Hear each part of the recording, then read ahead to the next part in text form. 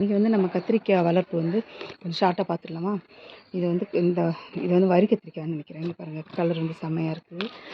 இது வந்து விதையிலேருந்து தான் நம்ம விதை போட்டு நாற்று எடுத்து தான் வைக்கணும். அப்போ தான் கத்திரிக்காய்லாம் வரும். கத்திரிக்காய், பச்சை மிளகா, தக்காளி எல்லாமே அப்படி தான்.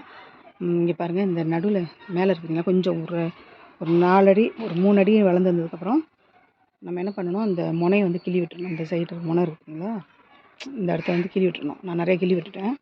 அதுக்கப்புறம் தான் நம்மளுக்கு நிறைய பிரான்ச் வந்து இந்த மாதிரி பூக்கள்லாம் வரும். அப்புறம் இங்கே பின்னாடி ஒரு கத்திரிக்காய் பிஞ்சு வச்சுருக்கு, இதெல்லாம் பிஞ்சு வைக்க ஆரம்பிச்சிருக்கு. அப்புறம் இங்கே ஒரு கத்திரிக்காய் இருக்குது, வெண்டைக்காய் இருக்குது, கத்திரிக்காய் இருக்குது, அங்கெல்லாம் பூ வச்சுருப்பாங்க. இதையுமே நான் அதே மாதிரி மேலே மூக்கு வந்து கட் பண்ணி விட்டுருந்தேன். இதே மாதிரி இங்கே 2 கத்திரிக்காய் இருக்குது பாருங்கள். இது வந்து பூ வந்து சின்ன சின்னதாக பூக்குது. கத்திரிக்காய் வந்து கொஞ்சம் வித்தியாசமாக இருக்குது பாருங்கள் இலையெல்லாம். இது வந்து நீட்டு கத்திரிக்காய்னு நினைக்கிறேன். லாங் சைஸில் வரும்ல, அந்த மாதிரி கத்திரிக்காய். பூ கூட கொஞ்சம் வித்தியாசமாக இருக்குது, சின்ன சின்னதாக இருக்குது. நிறைய பிரான்ச் வச்சுருப்பாருங்க இதில். இதுலேயுமே அதேமாதிரி முனை கட்டி மாதிரி இது சின்னதாக இருக்கும் போதே முளைச்சி வரும்போதே அது வந்து மேலே முக்கில் இருக்கிறது வந்து கட் பண்ணி எடுத்துடணும். நம்ம இப்படி பண்ணோம்னா நம்ம நிறைய சைட் பிரான்ச் வரும். நிறைய சைட் பிரான்ச் இருக்குது. வீடியோ பிடிச்சிருந்தால் லைக் பண்ணி, ஷேர் பண்ணி, சப்ஸ்கிரைப் பண்ணிக்கோங்க.